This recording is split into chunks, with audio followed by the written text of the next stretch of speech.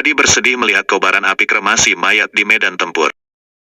Arjuna datang dan menyarankan agar Drupadi tidak melihatnya demi mencegah kesedihannya. Drupadi mengatakan bahwa api pembakaran itu telah membakar semua permusuhan, penghormatan penghinaan, kebanggaan dan persaudaraan antar para bangsa Kuru. Drupadi menyesalkan banyaknya pengorbanan yang telah terjadi, anak-anak mereka, kakek dan guru. Semua telah gugur. Api dari pembakaran itu membakar semua. Permusuhan, kehormatan, penghinaan, kebanggaan, persaudaraan dan yang lainnya. Drupadi ingat bahwa besok Bima akan menghabisi Dursasana dan membasuh rambut Drupadi dengan darah Dursasana. Bima juga akan meminum darah layaknya seorang iblis.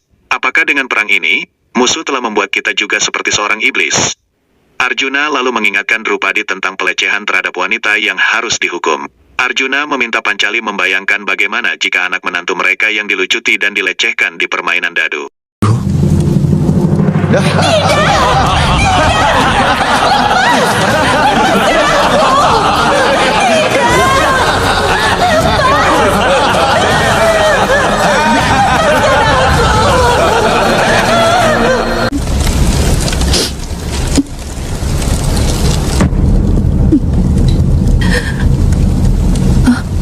Jadi menurutku bagi mereka yang tidak menghargai dan menghormati wanita tidak akan ada hukuman yang dianggap cukup, Pancali. Arjuna berjanji memberi hukuman kepada mereka yang tidak menghargai dan menghormati wanita. Bima datang dan meminta agar Pancali tetap tegar serta menghukum Dursasana besok. Kau harus menghukum Dursasana nanti. Kau akan membasuh rambutmu dengan darahnya. Dan aku pun akan meminum darahnya nanti. Perang hari ke-16 trompet pertanda dimulainya perang sudah bertiup.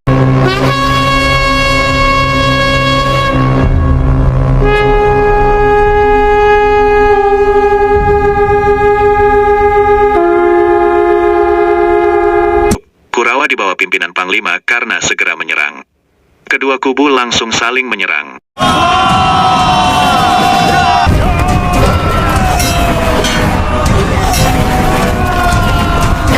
Bima segera mencari Dursasana, namun adik Duryudana ini segera menyahutinya dan keduanya segera memulai pertempuran. Bima melemparkan gadanya untuk membuat Dursasana terjatuh dari keretanya. Bima dan Dursasana bertempur di atas tanah.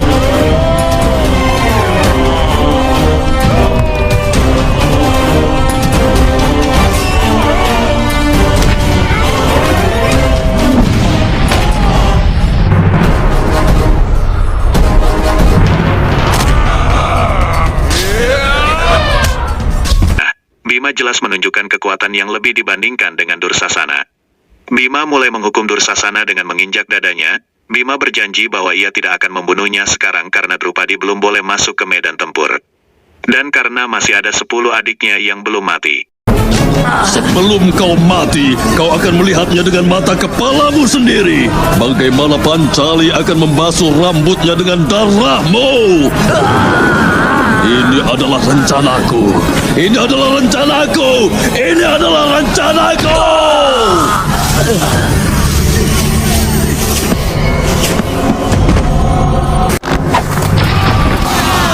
Apa kau hanya punya kemampuan untuk menghabisi prajurit biasa, Panglima Karna? Atau kau akan mencoba untuk menyerang para ksatria juga, Raja Madra, apakah kata-katamu dimaksudkan hanya untuk menghibur para prajurit, atau kau bisa mengarahkan kudaku ke arah yang benar? Terlihat perselisihan antara Raja Anggakarna dan Raja Madra yang bertindak sebagai kusir. Karna lalu memerintahkan Raja Madra agar segera menuju ke Bima. Saat Karna dan Raja Madra ingin menuju Bima, mereka dicegat oleh Pangeran Nakula. Raja Anggakarna, maafkan aku. Panglima Karna, berikan prajurit biasa ini kesempatan untuk bertarung denganmu. Pangeran Nakula dan Raja Angga karena terus bertempur satu sama lain. Bima yang akan terus mencari para Kurawa, dihadang oleh Aswatama. Aswatama menghina Bima yang telah membunuh seekor gajah yang bernama Aswatama, dan membohongi ayahnya bahwa ia yang telah mati. Namun Panglima Drestadiumna datang dan menantang duel Aswatama serta mempersilahkan Bima agar pergi menyelesaikan misinya. Bima yang dikepung oleh saudara Duryudana yang tersisa, berhasil mengalahkan mereka semua dengan mudah.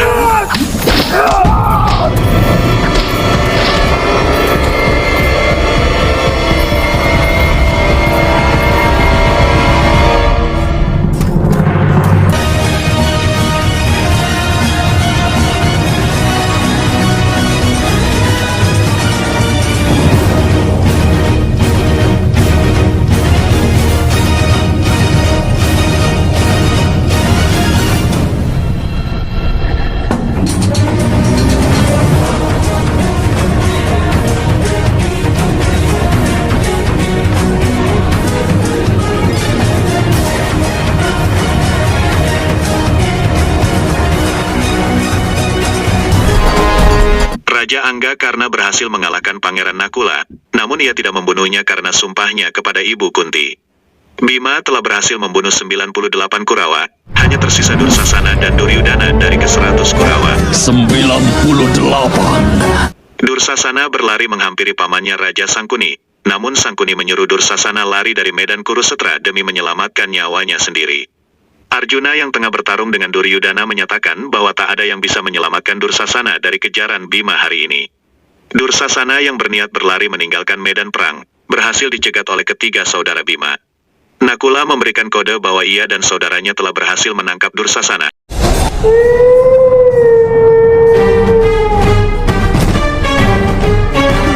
Dengar Duryudana! Dengarkan suara itu. Suara itu menegaskan saat-saat terakhir Dursasana. Dengan cara yang sama, kau akan mendengar suaranya gemetar, penuh dengan rasa ketakutan.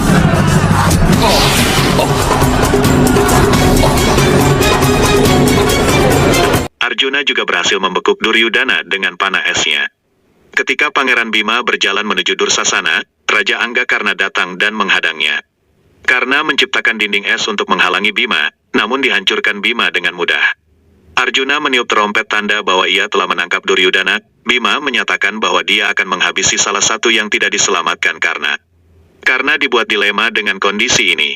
Raja Angga karena memilih menuju Duryudana, namun sebelum itu, ia merantai Pangeran Bima agar tidak bisa menuju Pangeran Dursasana. Raja Madra, arahkan kereta ini menuju Pangeran Duryudana. Dan kau Pangeran Bima,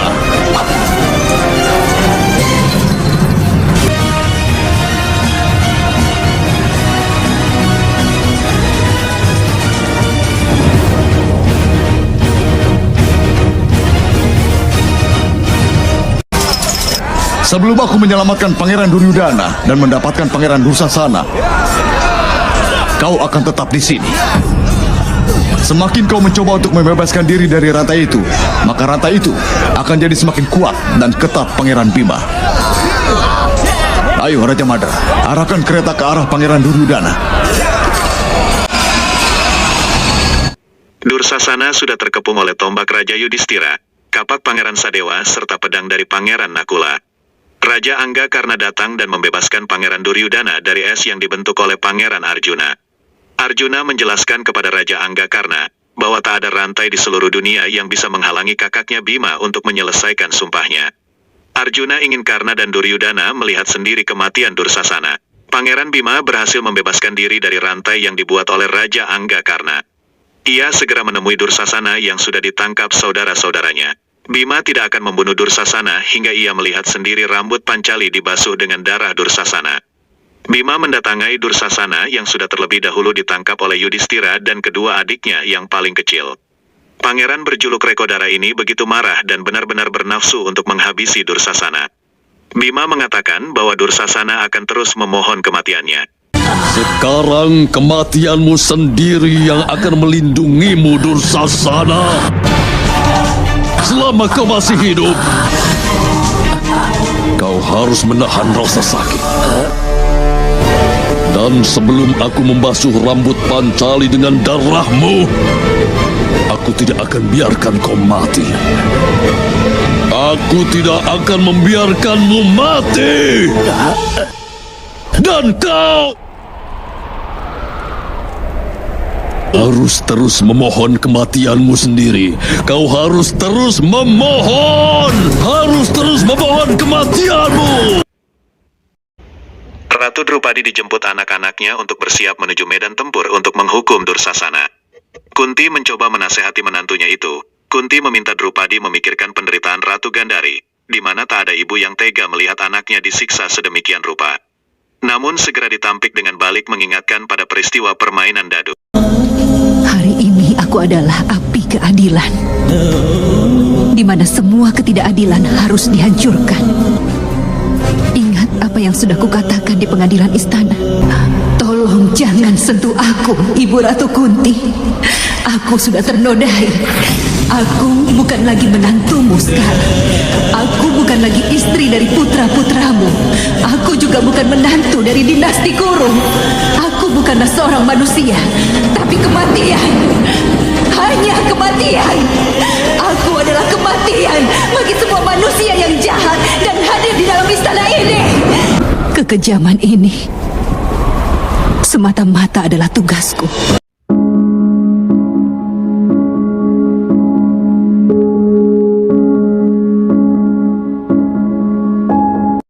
Pangeran Bima melemparkan Dursasana dan memperlakukan Dursasana seperti apa yang dia lakukan kepada Drupadi ketika permainan dadu, bahkan lebih kejam. Dursasana yang sudah mulai mengeluarkan darah dari mulutnya berusaha untuk membujuk saudara Bima agar mengampuninya. Bima mengungkapkan bahwa waktu untuk memaafkan sudah berkali-kali dilewatkan oleh Dursasana. Dan sekarang adalah saatnya penghukuman. Bima, maafkan aku. Bima, maafkan aku. Bima, maafkan aku. Kau sudah dapat banyak kesempatan untuk meminta maaf, Dursasana. Tapi kau tidak pernah bisa menggunakan kesempatan itu.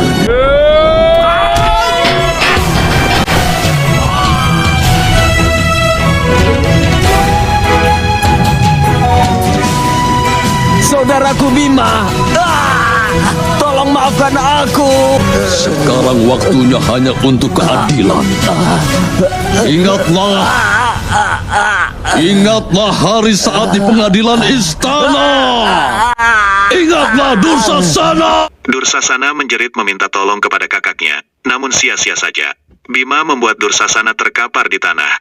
Pangeran berjuluk Rekodara ini menarik satu persatu lengan Dursasana hingga terlepas dari tubuhnya.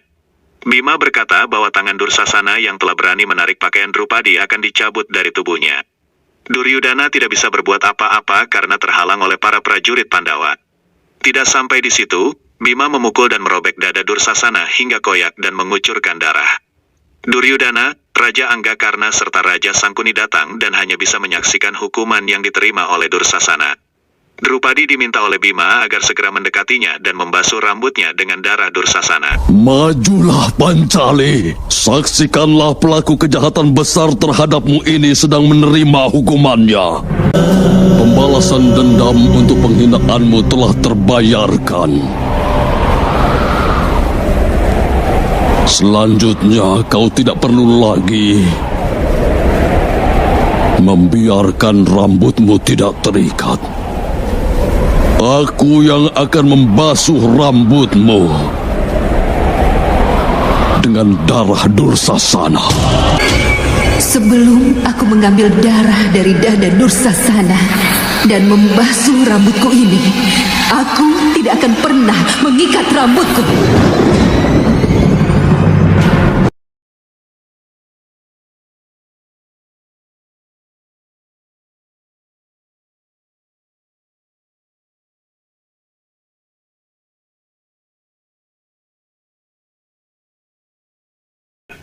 Bima mengambil darah dari dada Dursasana dan membasuhnya di rambut Pancali.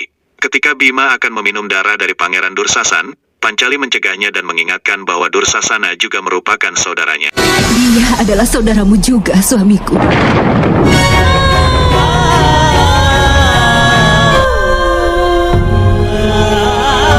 Perbuatan biadabmu telah membuatku jadi biadab juga. Bima kemudian membuang darah yang ada di genggamannya dan menangisi kebiadaban Dursasana yang membuat dirinya juga ikut berbuat biadab. Kematian Dursasana membuat pihak Kurawa begitu terpukul. Tidak hanya Dursasana, melainkan hanya tinggal Duryudana seorang yang tersisa dari putra-putra Raja Destrarastra. Pancali mengungkapkan unek-uneknya kepada Duryudana dan mengatakan bahwa dirinya lah yang menanggung beban dosa dari seluruh saudaranya. Duryudana telah memiliki kerajaan luas yang dibangun oleh leluhurnya. Duryudana telah memiliki rahmat dan perlindungan dari Bhisma yang agung, istana yang luas yang merupakan rumah dari 99 saudaranya. Duryudana bahkan memiliki cinta dari 5 anak-anak Pandu. Namun karena ketamakan, kerakusan dan arogansi Duryudana lah, maka semua hal indah itu harus hancur di medan perang. Duryudana memaksa semua orang-orang hebat meninggalkan kebenaran dan membuat semuanya berlaku seperti iblis. Drupadi berkata, jika saja Duryudana mau meminta maaf dahulu, maka Drupadi pasti akan memaafkannya. Drupadi bahkan masih menawarkan dan membuka pintu maaf jika Duryudana menginginkannya. Dengan begitu maka Ratu Gandari setidaknya akan tetap memiliki 1 dari 100 putranya yang telah mati di medan perang.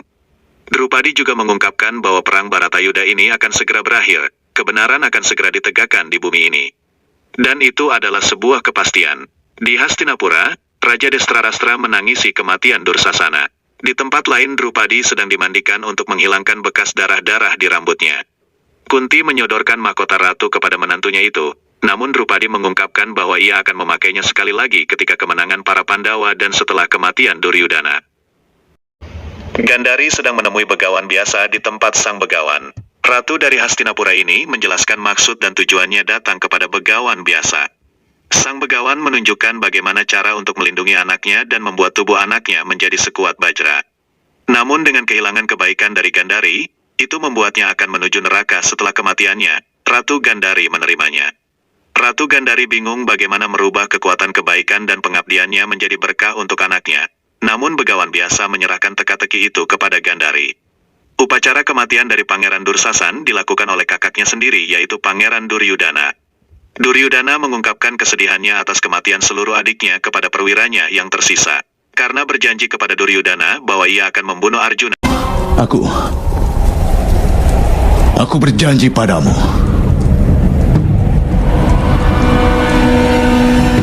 Besok, tanpa mempedulikan keadaannya, aku pasti akan membunuh Arjuna. Dasar bodoh kau, Duryudana. Dan juga temanmu ini. Besok karena akan dibunuh.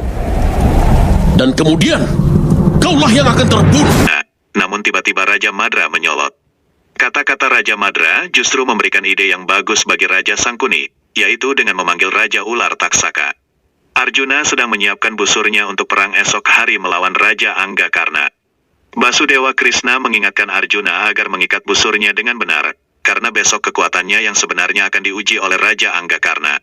Pangeran Arjuna mengaku sudah siap setelah mendapat wejangan-wejangan dari Basudewa Krishna sebelum memasuki medan perang. Arjuna berpesan kepada Basudewa Krishna agar ia tidak memainkan rencana atau tipu daya untuk melindunginya. Sangkuni melakukan pengorbanan di atas nyala api untuk memanggil Raja Ular Taksaka. Raja Angga mengatakan bahwa hal ini tidak benar, namun Duryudana meyakinkan agar karena mengikuti apa yang ia inginkan. Duryudana mengatakan bahwa Pandawa telah melanggar berbagai peraturan di medan perang, sehingga saat ini giliran Kurawa yang tidak menaati peraturan. Duryudana juga mempersoalkan bagaimana Pandawa memanggil raksasa untuk membantu mereka di medan perang. Karena mengungkapkan bahwa Gatotkaca merupakan anak dari Pangeran Bima, sehingga Gatotkaca memiliki hak untuk masuk ke medan perang, sedangkan Taksaka bukanlah orang yang memiliki hubungan dengan medan perang ini. Sangkuni berdiplomasi bahwa musuh dari musuhmu adalah teman yang bisa dimanfaatkan. Raja Ular Taksaka mulai menampakkan diri di hadapan sekutu Kurawa. Raja Ular Taksaka datang memenuhi panggilan dari Raja Sangkuni dan sekutunya. Sang Raja Ular telah bertapa dengan berat di hutan dan kini telah berhasil membuat racunnya lebih mematikan. Taksaka akan membantu pihak Duryudana dengan masuk pada salah satu panah dari Raja Angga karena ketika ia memanggilnya. Karena sempat menolak, namun Sangkuni menggodanya dengan kata-kata politis yang sangat cerdik. Aku akan ada di anak panahmu. Anak panah akan jadi milik Raja Angga.